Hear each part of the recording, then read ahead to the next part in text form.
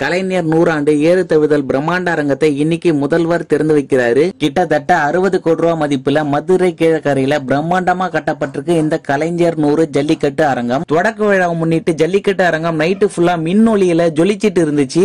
மதுரை கீழக்கரையில ஜல்லிக்கட்டு போட்டிக்காக பிரம்மாண்டமா கட்டப்பட்டதுதான் இந்த கலைஞர் 100 ஆண்டு ஏறு தழுவுதல் அரங்கம். இன்று திறப்பு விழாவை முன்னிட்டு ஜல்லிக்கட்டு போட்டியும் நடத்தப்பட இருக்குது. போட்டிக்காக 500 காளைகளும் 300 மாடுபிடி வீரர்களும் பதிவு செய்திருக்கிறதா சொல்றாங்க. இது இந்த அரங்கத்துல நடக்கிற முதல் ஜல்லிக்கட்டுன்றதுனால பாக்குறதுக்காக ஆயிரக்கணக்கான மக்கள் குவிந்து இருக்காங்க. ஜல்லிக்கட்டு காளைகளை மருத்துவர்கள் பரிசோதனையும் பண்ணிட்டு இருக்காங்க.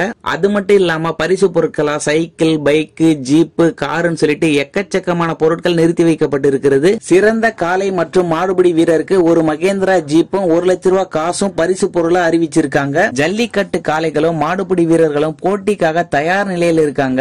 தமிழர்களோட மரபான ஜல்லிக்கட்டுக்கு ஒரு அரங்கம் அமைச்சு அதை கொண்டாடணும்னு நினைச்சதை பத்தின உங்களோட கருத்தை கமெண்ட்ல சொல்லுங்க.